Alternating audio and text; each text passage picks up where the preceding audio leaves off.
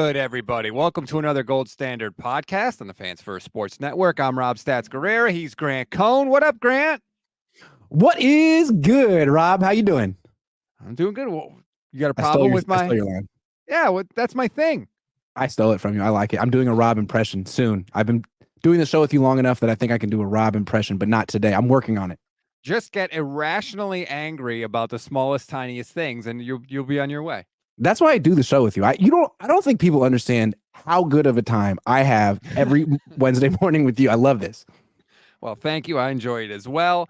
Thanks to everybody who's hopping in. We appreciate all the love and support. Couple of different things to talk about on today's show. I want to talk about the Warriors for a little bit, which is, I know I'm venturing into strange territory here, but I think the 49ers need to keep an eye on the Warriors and the end of that dynasty, because I think they're in kind of a similar situation. I think there's some things they can learn. Plus, we'll talk about Brandon Aiyuk, who has reported, hooray, for voluntary workouts. Could the 49ers actually make him play out this year on the fifth-year option? Plus, Dane Brugler has an interesting choice for the 49ers in their mock draft. So we'll get to all of it. Let's start with the Warriors and the 49ers. For anyone that doesn't know, Golden State lost to Sacramento last night. They are eliminated from the play-in. Their season's over. Their dynasty is probably over. Klay Thompson, 0 for 10 from the floor. Just a sad, the way his career has really taken a downturn just because he had two devastating injuries back to back is just really, really sad. But I think the Warriors, they could tell they were getting to the end of the road. They tried to keep it together. They brought Draymond Green back. They tried to keep the band together. And look, they weren't very good. They were the 10th seed in the West. I think the Warriors did not recognize when it was time to move on, when it was over, when you might still be good, but you weren't championship caliber. And I feel like the 49ers are at kind of a similar point right now, Grant. Yeah, I mean, we just watched the Warriors last night. That Klay Thompson performance was sad. And it feels like they held on to him for sentimental reasons. He was so good for them. He got injured twice. How could you break it off with Klay? Everyone loves Klay. Do the Niners have some of that sentimentality on their roster right now? The thing is with the Warriors, you understand it because there's 4 championships and they just won 2 years ago. If they hadn't won 2 years ago, maybe they would have moved on from Klay Thompson to Draymond Green or by now. But they did. You kind of get it with the Niners. You're holding on to something that hasn't really worked yet. Although they would say, well, there's no 7-game series in football, so who's to say it hasn't worked? But they're holding on to second place essentially and not tinkering enough with the formula. That's the big difference. But yeah, it's an older team. One more thing, and with the Warriors, it seemed like they were on 2 timelines for a long time. Like the role players are all really young. The Niners aren't really like that. They're more committed to their core. And they still haven't won a championship, which is crazy. Yeah, so that obviously is the big difference. The Warriors have 4 championships, so you could understand them wanting to hold on a little longer. I'm sure that does influence your decision-making, but for Steve Kerr to sit there after the game and talk about, we want Klay Thompson back. I know he had a tough night, Kerr said, but I speak for everyone in the organization. We want him back. What Klay has meant to this franchise, as good as he is, we definitely want him back. He better just be saying that. Like, it's over. The way he's talking about what he has meant to this franchise, man, that's sentiment. And you can't think that way if you're the Niners either. Like, it's about what you can do in the future. And It doesn't look too bright for Klay Thompson. I know it's heartbreaking. Does it even look bright for Draymond Green? I'm not sure. It seems like other than Steph Curry, that entire team is expendable. And I don't really know who has much trade value. Sentiment. You're right. Sentiment will kill you. Oscar Alfaro, YouTube channel member, says don't hold on until the bitter end. I agree. And to the 49ers credit, Grant, I mean, they moved off of Eric Armstead this offseason. They wanted Eric Armstead to take a pay cut, and he said no, and he left. This is a captain. This is a guy that they have called the blueprint. Literally, like, they're telling people, this is how we want you to play and act and all of that. And they let him go. They told him, your production has not matched what we are paying you. We can't do it anymore. And they let him go. They let Laken Tomlinson go. They let Jimmy Garoppolo go. Like, to the 49ers credit, I feel like they do not let sentiment interfere with business.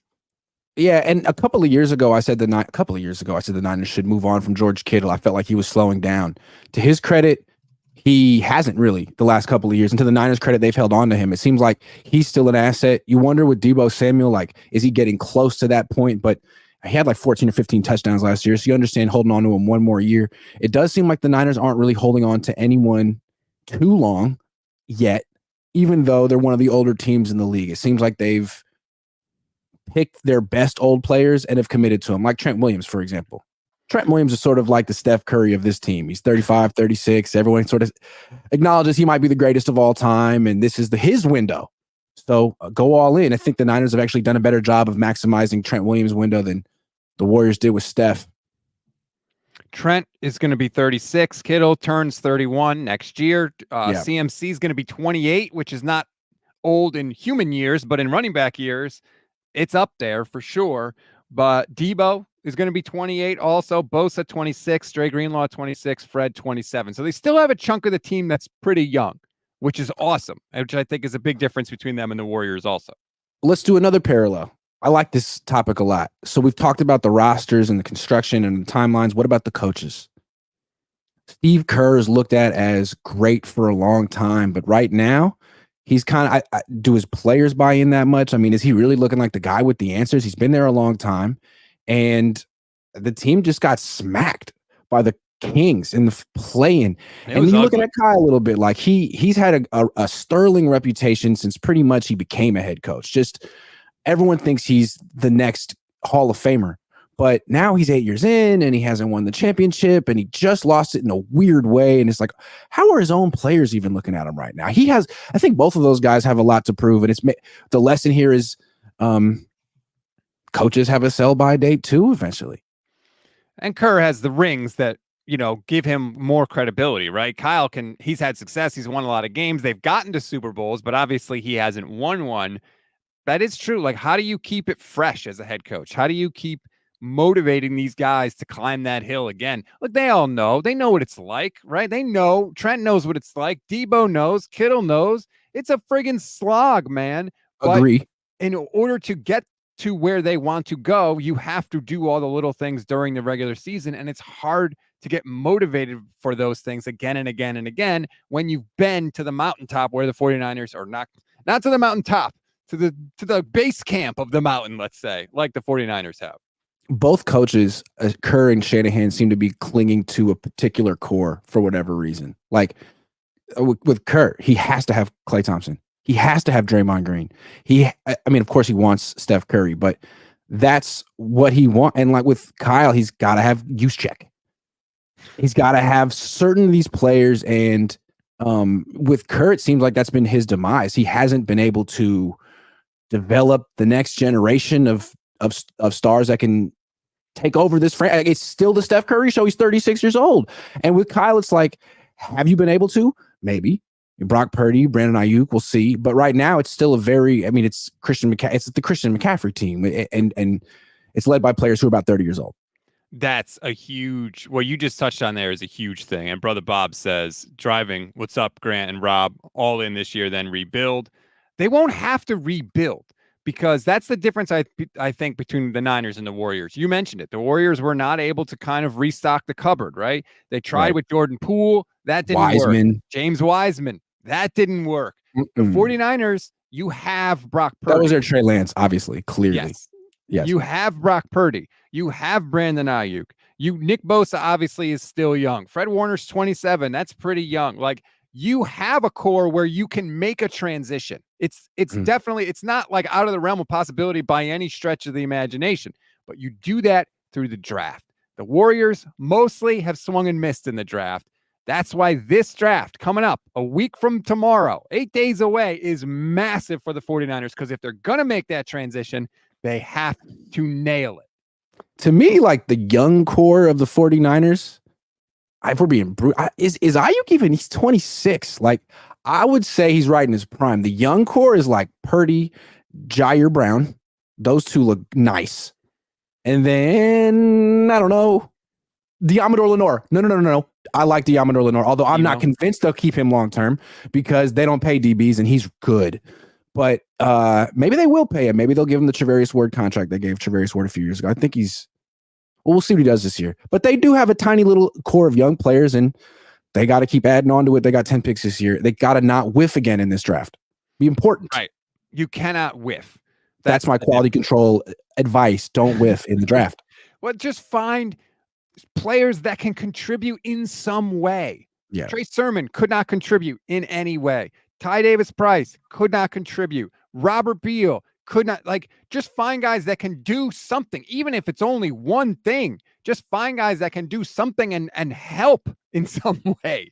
Yeah, I mean, you've set yourself up where you don't have any immediate needs or holes to fill in the starting lineup. So why don't you try taking the best player available? Why don't you try trading down? Why don't you try getting as many picks on day 2 as possible and not let Kyle make all the picks? I mean, really collaborate, put all your heads together, and don't just say, Kyle, who did you like from the 10 clips that you watched? Sorry, I'm getting snarky, but their track record around 3 is abysmal. Cam Latu can't happen again. The Jair Brown pick was good. Yes, one of the rare 3rd round picks that have been pretty good. Obviously, Warner was a 3rd round pick as well. But I will say this, Matt Barrows, I think, tweeted this out yesterday. This blew me away because they re-signed Trent Taylor yesterday, who was a 5th round pick. The first in the first draft. Power move. Sorry. Every 5th round pick the 49ers have made is still in the league. Wow. Every single one. I'm on. Wow. If you're watching the stream, I got him up on the screen right now. Kittle, Diamador Lenore, Trent Taylor, DJ Reed, Dre Greenlaw, Colton McKivitz, Jalen Moore, Hufanga, Womack, Darrell Luter Jr., and Robert Beal Jr. Now, some of those guys are recent, so that's not as big of an accomplishment. But we're going back to 2017 in the 5th round, and all these guys are still playing. That's pretty damn impressive. Yeah, and Kittle's excellent. Lenore's terrific. Trent Taylor, DJ Reed's really good. Dre Greenlaw, phenomenal before the injury. Colton McKivitz, a starter. Talanoa Funga, all pro. And some young guys. So, and Trent Taylor, wow. So, yeah, I mean, that's a hell of a list. Trent Taylor. And I he blocked me on Twitter like 7 years ago. So I have to be tough on him. Yeah. What did you do? Be tough on him. I don't know. He said he wasn't the one. He's terrific. Trent Taylor, big fan. Can't wait. Did you notice the tweet from David Lombardi about why the 49ers might have signed Trent Taylor back? Because can I just say that I admire David's ability to make anything seem like a great move? Anything. So I love that. It's like, because when something like the Trent Taylor move happened, I think most people would be like, man, this is ridiculous. So why can someone explain to me why this might not be ridiculous? Boom, David comes in and explains. You tell him. I'm just going to read it because I couldn't fathom this line of thinking. The punt return has become an increasingly coverage-dominated play. A couple of years ago, we saw the most of an NFL season go by without a single touchdown. Raising the floor is more important than ever. Teams can't afford muffed punts. Trent Taylor had 0 of those in 85 tries with the 49ers. I love that. I mean, first of all, he hasn't been with the 49ers for 4 years. So, True. Who cares? Twice last year. Right. I don't understand what he does. When he's wearing a red jersey, he just holds on to the ball. But it's the fabric that the Niners use. Second of all, if you're that worried about muff punts, if it's gotten to the point where we can't have it, just don't put anybody back there. That's what Josh Dubois of the AP actually advocates for. You eliminate that. Yeah. There's 0 chance of a muff if no one is back there. If it's that serious. So this is what frustrates me about David, because he does a lot of good work, especially with Barrows, the capsules he puts out in the offseason. They go through every position. They break it down. It's awesome stuff. But there's so much stuff with him where it's clearly carrying water for the team that it spoils the stew for me. It spoils all his other coverage because it's just so disingenuous. I don't know if it's disingenuous. I just feels like his thought process is, if the 49ers did it, it's brilliant. And let me work back from there. And I don't know, that's not how I go about critical thinking, but I didn't go to Stanford. I don't know. I just went to UCLA. Heinz says spreadsheet, always cheerleading. That's the other part of it. Maybe he's not cheerleading. Maybe he's just genuinely extremely impressed by the 49ers. I mean, they have won a lot of games. But here's the thing. I can't remember the last thing the team has done that he's publicly disagreed with. Oh, that's never happened. And so if that's I don't care if it's your sports team, if it's your brother, your son, your daughter, your wife, your husband, even the people that you love the most are going to do something at some point that you disagree with. That's life. But I can't point to a single thing where he's ever been like, I disagree with this. This was a mistake. I don't know what they're doing. Yeah. That's a red flag. People like to say that we're negative or whatever. It's like, well, we're just opinionated, and we often don't agree with what the team did, but we plenty of the time do. So you could say that our batting average is low or is high or whatever, right. But I mean, you can't say that we're knee jerk in one direction or we're like always looking at something from the same lens, because we're not. When they're good, I say they're good and I give them credit. And when they're bad or I disagree, I say that too. To me, it's not a complicated job. Brother Bob says rebuild. You're an East Coast guy. That's just how people are in the East Coast. You don't understand what it's like out here in the West Coast. You don't understand the lengths people will go to get along. I think you're right. Like, I definitely approach this with more of an East Coast mentality. Brother Bob says rebuild the offensive line and the defensive line except Bosa, tight end, wide receiver, unless they keep BA. So basically, you just want to revamp the entire team, Bob. I mean, fine. They do have 10 picks. You could trade down. You could address a lot of things. Another one from Brother Bob says lame tardy carries Kyle Levy's water and Reddit. See, like, you don't have to change the name. I mean, come on. Like, we don't have to get that level of petty here on the show. I like Brother Bob. He's a good up and coming content creator, but he is like lives in the name calling realm. But to be fair, he calls himself names too. He always has a new moniker.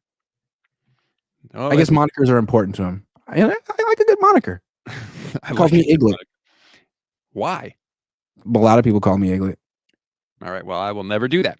The other thing I think the 49ers need to do to avoid this kind of Warriors-like spiral on the back end of this thing is you have to evolve. Like, I've heard so many people say, the Niners got to draft Malachi Corley because he's just like Debo. It's like, you don't need to have a Debo on your team at all times. Like, the Niners offense didn't look like it looks now before they got Debo Samuel. They evolved once they acquired him. And so I don't think that they should be in a rush to try and like replicate that. Like, that's not what you do. You just pick the best players you can and change the scheme to suit those players. No, that's not what Kyle does, though. Sorry. Kyle has a scheme. It works. It's perfect. And all he needs is players who fit certain roles. So do they have to pay Brandon Aiyuk, or can they get another guy to do his role for a quarter of the price?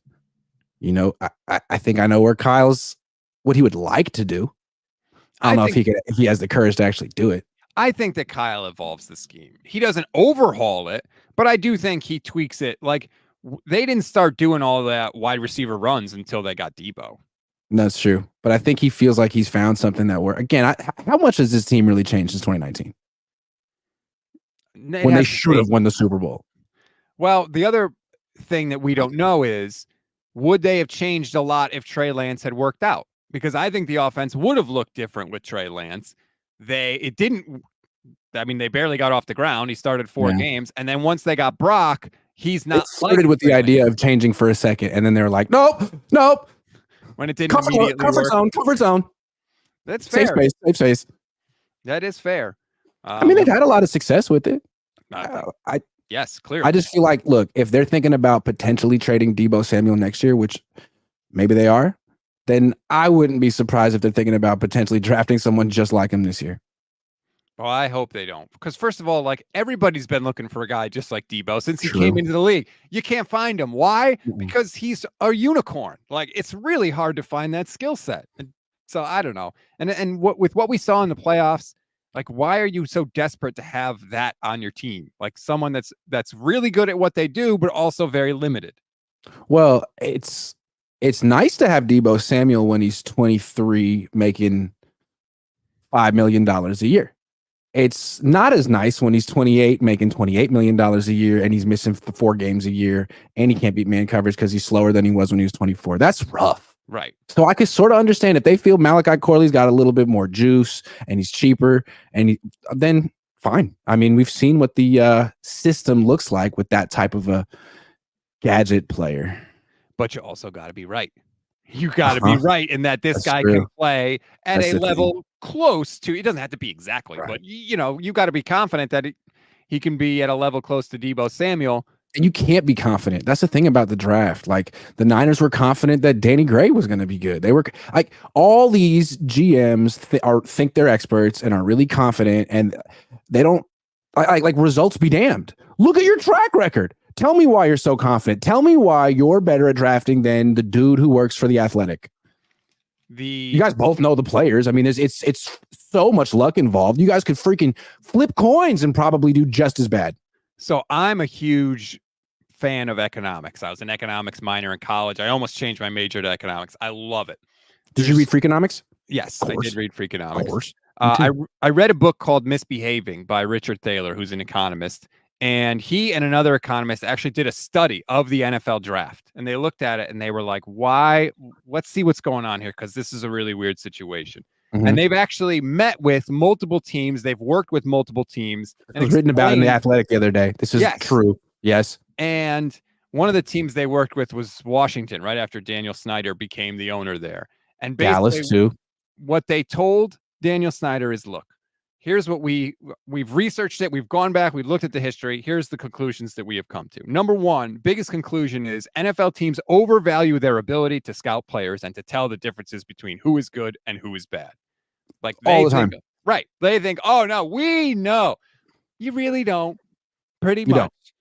Number two is people make forecasts to the extreme, which is like, oh, Malachi Corley is going to be Deebo Samuel, right? You always forecast the guy to like a really good Hall of Famer, all pro. Right. And once you make that connection in your head, it's hard to lose that perception, because in your head, you're going to be like, what if we don't draft him? Oh my God, we're going to be missing out on Deebo Samuel. We got to have this guy. We got to trade up to get him. Terrible job. That's no good. Also, the winner's curse, which if you don't know is an economic term, it basically means like in any kind of situation where there's an auction or a bidding for a player, the winner of that auction is usually the person that overvalues whatever's up for bid the most. So like the 49ers, for example, really valued getting a quarterback in 2021. So they traded 3 first-round picks to move up to draft whoever they wanted to draft, right? You usually overvalue the thing you're going after in a bidding situation. And also 2 more things. One is the false consensus effect, which is that you think everybody has preferences like you. You think you want Malachi Corley, so everybody wants Malachi Corley. So you're more likely to make a mistake when you go to get him. And the last one is present bias. Teams want to win now. We don't care about down the road. We want to win now. And so all those things. You got to show the media in your locker room that you're all in, you're aggressive and all that stuff, as opposed to trading to next year. What you should do, according to these economists, is number one, if you have a high first-round pick, trade down, especially if you can get high picks in the second round. Yeah. And what you should also do is trade picks this year for better picks next year. Because basically how it works, usually if you give somebody a 3rd-round pick this year, they usually give you a 2nd-round pick next year. You always get like a pick 1 round earlier the year after. And so you should take advantage of that. So trade down and trade for better picks the following year. And none of the teams really do it. No, they really don't, because there's so much pressure, I think, to appear like you're being aggressive. When you trade up, media and fans are so excited. Yes, good job. And then when the guy doesn't pan out, they crucify you down the line. But in the moment, everyone loves it, and you win the draft. Everyone gives you good grades. Trade down, people talk about who you missed out on. It's hard to win the draft that way, but it seems smart. Oscar Alfaro, YouTube channel member, says, just saw Bleacher Report put up a post comparing players in the draft with their NFL comps. The next George Kittle was one player they used. Huh? Because that's exciting. Never seen the next George Kittle. It's also like, we know, if I say the next George Kittle, you know exactly who I'm talking about, right? We all know George Kittle. If I say you're going to be the next, I don't know, T. Higgins, a lot of people are going to be like, I don't know what that means. That doesn't mean anything for me. Is that good? Who's T. Higgins? You know? So I feel like if you're going to say the next George Kittle, you're going to say a guy who could potentially lead your team in targets, catches, receiving yards, and he's an even better blocker than he is a receiver. Who's that guy? That guy doesn't exist. Yeah. That guy, no. Definitely not in this draft. No.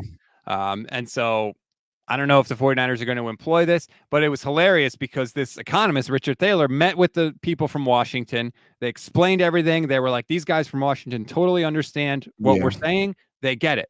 And then the draft happened. And instead of trading down, Washington traded up.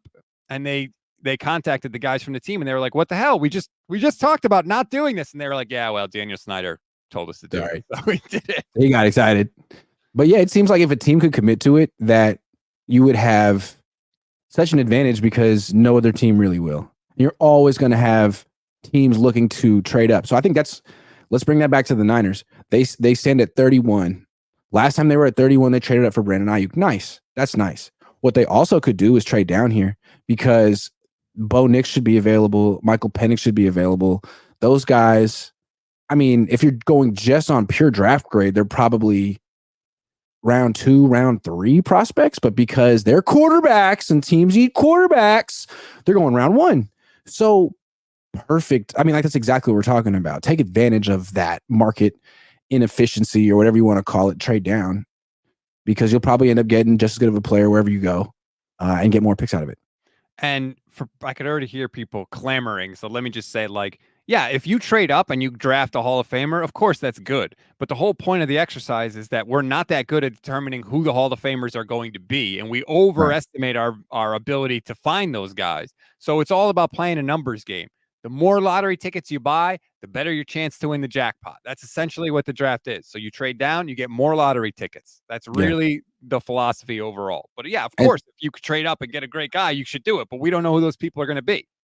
And I mean, look, round 5 seems like a good round for the Niners, as many of those picks as possible, but also rounds 2 and 3. That would be good. And this year they have a late 2 and a late 3 and a bunch of picks on day 3. I think they could sort of move around a little and position themselves a little bit better. They have look at that 31, 63, 94, 124. 2 in the top 90. Right now, yes. Yeah, I think they can move around a little bit. Yeah, you know I had that graphic ready to go. Come on. How much is 211, 215, and 251 helping them? I know you might get the next Brock Purdy, but that was a 1 in a million. So really, how much is that helping you? I like move it on up, get some guys who could become good depth pieces now and maybe starters in the future. Like, I wouldn't mind. It would be frustrating, but I could understand trading down from 31, but then using some of the other picks later to trade up, if that makes sense. I would think that makes perfect sense. That's what I would like the Niners to do. I hear a lot of chatter about wide receiver at 31. Barrows was talking about it on a podcast. Mayoko was talking about it on a podcast. It is kind of a sneaky need, especially if they really are planning on moving off of Debo after this year, because who knows what happens with Aiyuk. Even if he's there, let's just say he's there for the sake of argument. Juwan Jennings is going to be a free agent after the season, and you really don't have anything to speak of after that on the depth chart. So it is kind of a sneaky need for them. It would be so arrogant though. It would be a lot like the AJ Jenkins pick. I'm not saying he'd be AJ Jenkins, right? But it's like the same. It's the same spot in the draft. You just lost in the Super Bowl, right? You're picking 31. You're acting like you have no needs. You're going to take someone who could be a starter someday, but like right now he's 4th string on your depth chart. Because I remember back then they had Mario Manningham and Randy Moss. Yeah. So what are you doing? You're setting this guy up to just redshirt again because you don't put 4 wide receivers on the field ever. So to me, this feels like kind of a smokescreen right at the end and right when Brandon Aiyuk unfollowed the Niners on social media. Once he did that, then all of a sudden people connected to the 49ers started saying, hey, don't be surprised. Like it almost sounds like the Niners were potentially whispering to their contacts like, oh, well, we don't even like Brandon. I mean, we like Brandon Aiyuk, but we also like these guys in the draft too, I hadn't actually made that connection with the timing. That's really interesting. But I was like, why are you trying to throw up a smokescreen at 31? Everybody else except for the Chiefs is already picked. Like, who are you smokescreening? Right. This to me is almost like communication. It's smokescreening Brandon Aiyuk.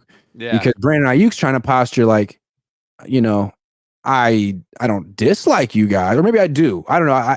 I want what I want. I'm no loyalty to you anymore. We're like, I'm already a free agent. So talk to me about money. And the Niners are sort of posturing like, okay, well, you're in a pool of wide receivers that we like, and the other ones are younger and faster and cheaper than you. So we'll get back to you. All right, Grant, let's let's do it then. We do it every week. Let's engage in a little irresponsible speculation. We're talking Brandon Aiyuk here. Yeah. Reckless speculation. Are the 49ers going to make Brandon Aiyuk play this year on the 5th-year option? I don't think they will. I mean, I know they're talking like they could, but I don't think they've ever done that with a player in Aiyuk's situation. Let's go through it. Who are the players they've made play on their 5th-year option since Lynch and Shanahan have been here? Eric Armstead and Mike McGlinchey. Are there more? Did Bosa play on the 5th-year option? 19, 20, 21, 22, and then he got extended in 23. So no. It was Armstead in 19, and it was McGlinchey, a couple of years ago. Yep. And in each case, those were top 15 picks who had not been to Pro Bowls or been all pro and had pretty much been everyone had pretty much agreed that they had not lived up to their draft status yet. Yep. So they had a lot to prove. I mean, it wasn't like teams were calling the Niners begging to trade for these guys and give them multi-year extensions. So they didn't really have a choice but to come back and play in their 5th-year option. Aiyuk's in a different situation. He's an all-pro. He's improved every year in the league. The market for wide receivers is set. Devontae Smith just got $25 million a year. It's clear what he's worth. He's not asking for more than what he's worth. The Niners are threatening to make him play for less than what he's worth, which isn't something they've really done. I mean, they kind of tried to get Armstead to go along with it. He requested his release and they said, okay, and then came out and bragged about how player friendly they are.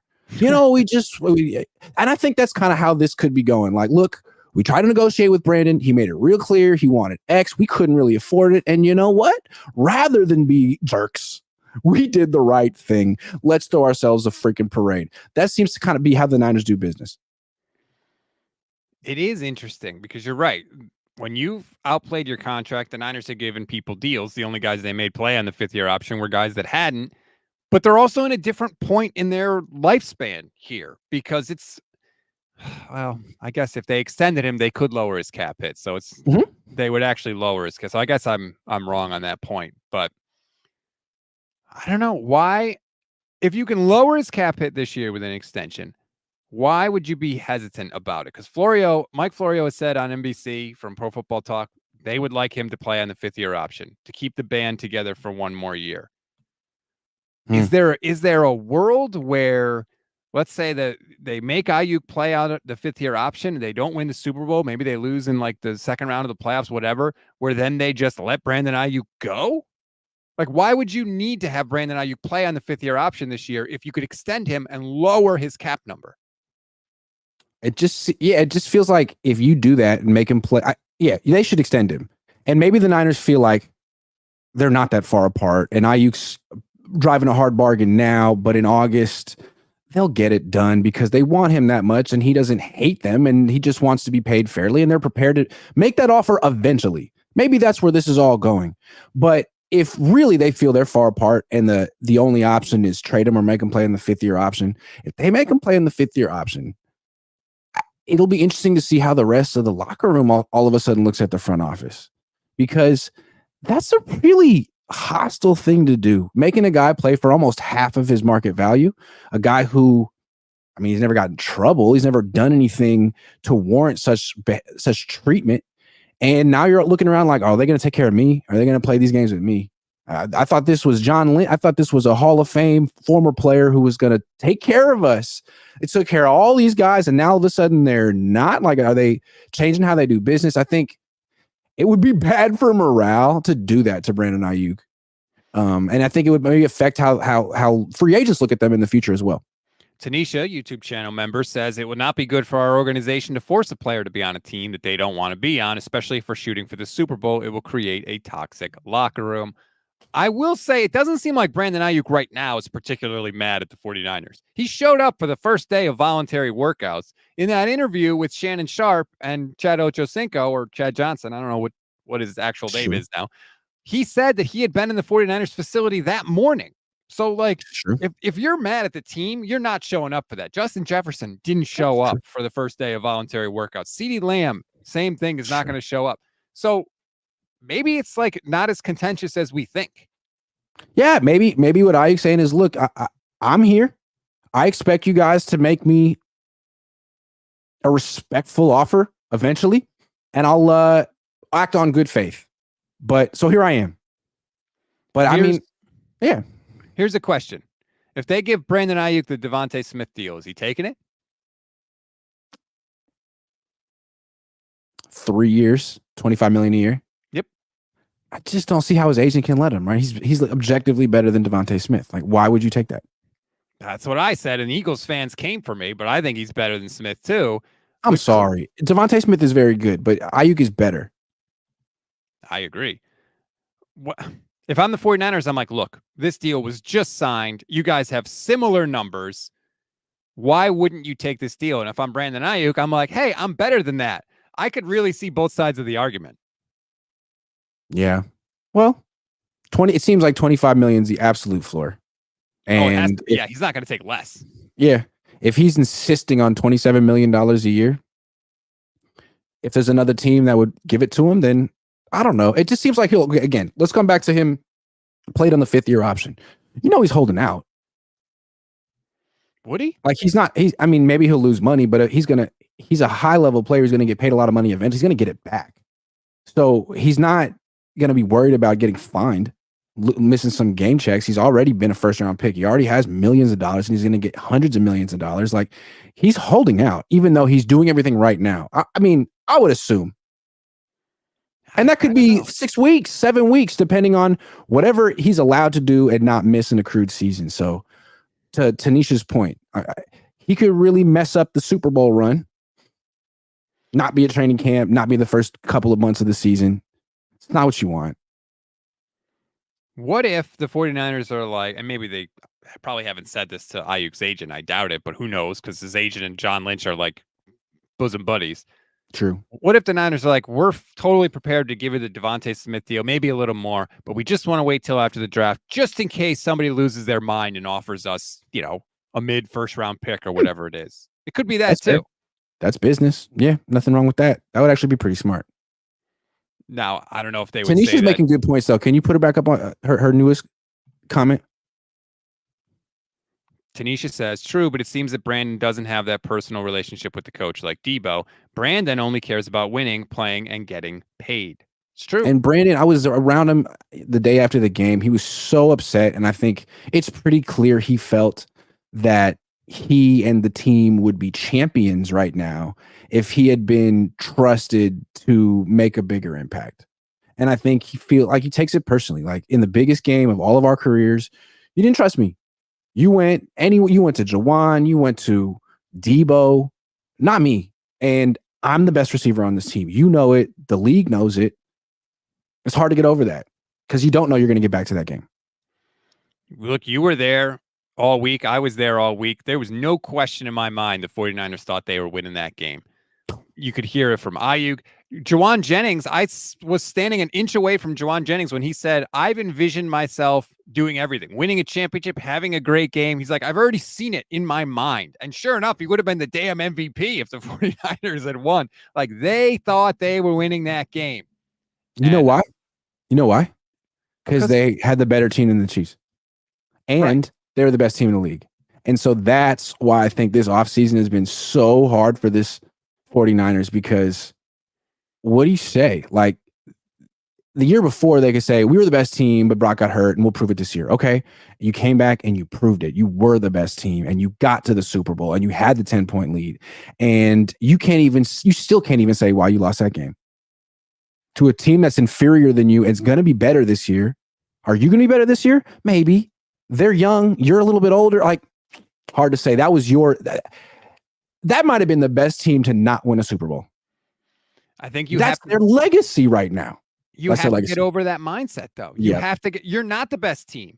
That's the message. It can't be, well, we should have, we could have, we would. No, you weren't the best team, because the best team wins the Super Bowl. True. That's got to be the messaging. But it does feel like the best roster, unless, I mean, they keep telling themselves that, which makes you eventually look at the coach like, man, you have choked 3 of these now. You have a really good roster. Is it you? And I wonder, is Aiyuk looking at him like, is it you? You couldn't find my name on the play sheet in the Super Bowl? Like, you could. George, what is George thinking now? Is it you? Like, I just disappeared in my second, I'm third. I don't know. I'd love to know what these players really think of Kyle. right now. Do you think that there has been a fundamental switch, that this Super Bowl is a sign that clearly Debo can't be the number one anymore? The offense from the passing standpoint has got to run through Aiyuk. Like, we've learned the lesson. Do you think that switch has been flipped? Because clearly Debo was the guy at the Super Bowl. It was supposed to go through him. I'll say they learned the lesson when they extend Aiyuk and draft an offensive lineman who's good in pass protection. Until then, I'm not so certain. But I do think they need to reconstruct their offense, because most of the players were drafted with Jimmy in mind. I mean, or acquired. McCaffrey was, Debo was, and to me, McCaffrey and Debo are kind of like training wheels for bad quarterbacks. You know what I mean? Like, McCaffrey did a lot for Cam Newton, Jimmy Garoppolo. Like, yeah, it's nice to have a good check down option, the best check down option, but do you need to spend all that money on it? Or should you spend, if you have a really good quarterback, should you be spending on offensive linemen and receivers, guys who can get down the field? Because Purdy can make those throws. He just needs a little time. He's not like Jimmy, where he's like, oh God, let me just be really safe right now. No, that's Debo. We have a quarterback that can make downfield throws, and we have a quarterback that apparently, if you were watching the Pat McAfee show yesterday, Grant, saves people from coyotes. Jesus, man. This guy is not only a franchise quarterback, but he's a crime fighter. He's a superhero. And he's an Eagle Scout. He's just the best person, I think, that's ever, in the last 300 years, he's probably the best person that's been born. It's incredible. If you didn't hear the story, apparently Brock was just walking down the street and there was a local Bay Area news reporter, about to do a report, and in the bushes behind her was a giant coyote, and Brock could kind of see it, and you could tell like something didn't look right. Like, the animal was looking like it was going to pounce a little bit. Yeah, and they made eye contact, and Brock communicated to the coyote telepathically and said, don't you touch that person doing their job. And then he fought the coyote with his bare hands. But didn't hurt the coyote. No. He subdued the coyote, and they walked off together, and now they're all friends. It's incredible what Brock Purdy can do. I'm just going to say this. Apparently, Brock Purdy can see a crouching coyote in the woods, but he couldn't see a blitzer on 3rd and 5 late in the Super Bowl. Like, come on, man. You're a jerk. Yeah, this guy is going to win the Nobel Prize, and you're talking about blitzing. Like, this is way bigger than football at this point, man. Maybe he needs to quit and just be like a professional spotter and just can we make his nickname officially Saint Purdy? He's Saint Purdy until he has his heel turn, which is probably going to come in about 3 or 4 years when he's very rich and in his late 20s, and he can like let his hair down a little bit. For right now, he is Saint Purdy. It's hard. And that's cool. I mean that in no derision. Like, guy's a hell of a guy. It's hard not to like him right now. I like him. Even if some people might think like, oh, he's not a great quarterback, he's getting carried, whatever. Like, nobody dislikes him. No, he's my favorite Niners quarterback that I've ever covered starting. He's very down to earth and relatable, and he's exactly the way he presents himself is exactly how he is around the media. I don't know what he's like at home. Maybe one day he'll have me over for dinner. Would you say that Brock is as liked in the locker room as Jimmy Garoppolo was? You're there every day. It's different because he's younger.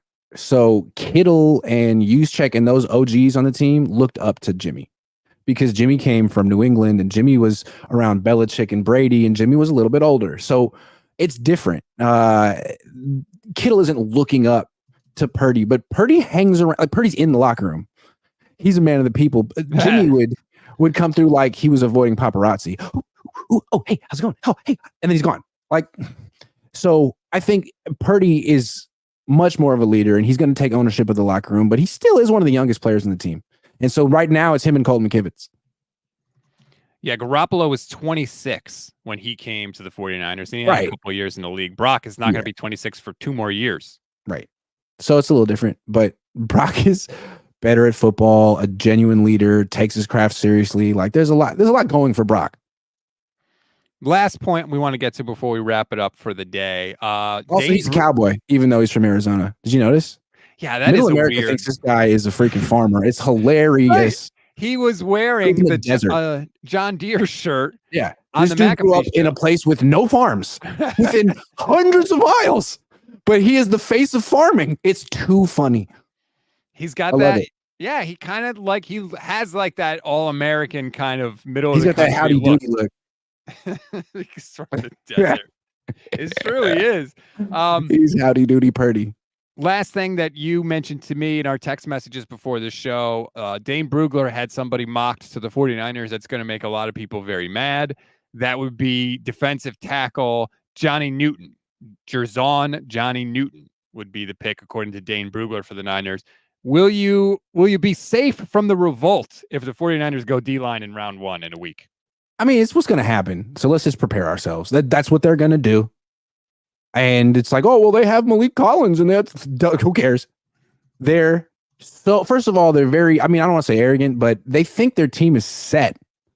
And in round 1 at 31, they very likely will be drafting for next year. And Malik Collins, they traded a 7th round pick for him. He's got no guaranteed money on his contract next year. He could easily be a 1-year stopgap. Mm-hmm. He's not even that good. Like the Texans didn't even want him. They're like, "Oh, you got 7th round pick? Absolutely." Like he's fine. He's not bad. But if they could get someone who's really good in round 1, it's the defensive line. It's the only position they care about. So they will not hesitate. And this guy's supposed to be really good. He could be a backup for a year or half a year and then start next year. I mean, it's 100% what the Niners are going to do. Yes. He seems like a really good player. He had 22.5 tackles for loss over his last 2 seasons, so he's making plays in the backfield, which is great. The only thing, how many sacks? I don't have the sack number. Oh, let's see, 17.5 in his career in 4 years, 7.5 last year. Okay, it's not bad. Cool. So all right, pretty good. The only thing that scares me a little, he's 6 feet tall for a defensive tackle. He's 6 feet and he's 300 pounds. Oh, so he's like Aaron Donald, but not. I mean, look, I'm not saying you can't be good at that size, but you're an outlier at the position, and that doesn't mean you can't be great, but it does scare me a little bit. Yeah, to go from Eric Armstead at 6'7" to 6 feet, that would be kind of amazing. Well, see, I don't know if it'll be this guy, but the idea of taking a defensive lineman anywhere, I mean, it could be a D end. They have Drake Jackson, and again, Leonard Floyd's 32. So not a long term. He could be done right now. The Bills were like, good luck. Have a good one. We enjoyed having you for a year or two. They absolutely need defensive linemen, considering they will go 8 deep in every game, and their backups aren't that great. Their starters are pretty old. Is Javon Hargrave even good? I don't know. He was solid last year sometimes. He certainly wasn't even super dominant. Yeah. Yeah, you could make that They weren't good at stopping the run or rushing the passer last year. Like it was all Steve Wilkes' fault. That was 100% Steve Wilkes' fault. Not Chris Kaceric's fault, for sure. He's great. Right. They fixed that problem. It's fine. Yeah, that's how they're good. Here's they got your Gross Matos. It's fine. What if there's a really good defensive lineman on the board in round 1, but there's also Roger Rosengarten, who's coached by Ed McCaffrey, who's being trained by Joe Staley. What do the Niners do? Look, I like Roger Rosengarten, but to me, that's such a classic 49ers round one reach. It's kind of a need. He fits your scheme. No other team would take him at third. Put his name in an envelope if you're going to do that. Just put him in an envelope right now next to AJ Jenkins and say, we guarantee 100% he'll be on the board. We're taking him. Don't do that. Try to get the best player available. Like, if the option is take Roger Rosengarten at 31 or a defensive tackle, I think I'd even be in favor of the defensive tackle, because at least, even though it's not filling as big of a need, it's a better player, and you suck at drafting in round 1. Pardon my French. Like, you might be able to get Rosengarten in round 2. Yes. Like, you don't need to take him at 31. No, and again, as opposed to taking Rosengarten at 31 or Newton at 31, just trade down. Right. Yeah. Just if you trade down, you get an extra pick, and then you take Rosengarten. Like, okay. No one's mad at who you take at that point. Right. Yeah. Trade that's down. True. They need to get the hell out of round 1. That's what I'm saying. You're probably going to have, especially if one of those quarterbacks are on the board, trade down. Trade down. Yeah, you lose the year of control, which I could understand depending on what position you want. Like, if you wanted a quarterback, I get wanting to take him in the first round because you get the 5th-year option that you don't get in any other round. Mhm. But if you're not going to do that, then yeah, trade down. We'll see. Little Also, over a week away. significantly cheaper. I mean, players are significantly cheaper after round 1. Significantly. Yeah. 100%. We will be doing a live stream during the NFL draft, so I hope everybody joins us for that. Grant, you're going to be at the facility during the draft? Yeah, it's a big event. I mean, it's a marathon. At the end of every day, Kyle Shanahan and John Lynch do a press conference for 15 minutes. You can ask them whatever you want, and there's going to be questions about Brandon Aiyuk. So you got to be there for that. It'll be big. It's going to be massive. Ricky Williams, not that Ricky Williams, unfortunately, but nonetheless, thank you, Ricky, with the super chat. To see who makes the best picks between Washington and the Niners is a pretty underrated topic. I'm tuning on draft day just for that alone. I usually don't. Who's going to win, though? So you've got Adam Peters in Washington, and you've got, of course, the 49ers with their reconfigured front office, Tariq Ahmad. We won't know. Who did better in free agency? I mean, freaking Adam Peters signed Cleveland Farrell. Niners got Leonard Floyd. We'll see about that. I'm kind of curious to see how good Adam Peters really is. Adam Peters, like the last 2 drafts sucked. He didn't have anything to do with that. Adam Peters could have had Bill Belichick, and instead he said, no, we want Dan Quinn. I want that guy. And for everybody that bags on Kyle Shanahan for the Super Bowl loss to the Patriots, Washington just hired the head coach that lost that game. That could have told Kyle Shanahan to run the ball, didn't, gets no blame for it. But that's the guy that Adam Peters. Well, they wanted Ben Johnson, and they thought they had Ben Johnson, and he backed out after the interview. And I think they panicked. I wouldn't be surprised if Adam Peters called up Kyle and he was like, who would you suggest I get? And Kyle's like, well, Dan Quinn's pretty good. Yeah, go get Dan Quinn. I'll kick his ass again. Exactly. Dave Barclay, YouTube channel member. How many times have we hit in round 1? 2? Bosa definitely was a hit. Bosa, Aiyuk. And Aiyuk. Is there not one more? Not McGlinchey, not Kinlaw, not Lance, not Reuben Foster, not Solomon Thomas. Nope. Oh. Just those 2 in round 1. And right now, Bosa's the only round 1 pick to get a second contract with the Niners. Yep. So all the more reason to trade down. See, we have the answers. Quality control, right? We always come to a consensus by the end. Well, not always, but sometimes. Kyle, we're here every week. I'm just saying. Feel free to tune in. Feel free to hop on the show. Throw us a super chat. We know he's got the money. He just got that new deal. Let's go. I'm holding out.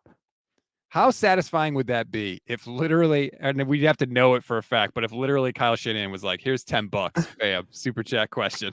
Here's $10. Shut the fuck up. Leave me alone. Right. Like I was going to say, what would he ask? He wouldn't ask. He would just swear at us, probably. He would just be like, LOL, keep trying. Here's $10. Stay in school. Oh, man. Well, we can dream. Anyway, enjoy the rest of your Wednesday, everybody. Please like and subscribe to both channels, the Gold Standard YouTube channel and Grant Cohn's YouTube channel. If you want to become a YouTube channel member, it's less than $3 a month. It is a great way to support us and the show. Grant, you got any other streams coming up today? Always 49ers After Dark, 6 o'clock on the West Coast, 9 o'clock on the East Coast. Jesse Naylor, me speaking in NPR tones about the 49ers. Tune in. Welcome. 49ers Here we are. After Dark. It's really nice to have you here. How are you doing? You use your NPR voices. I like it. I try sometimes.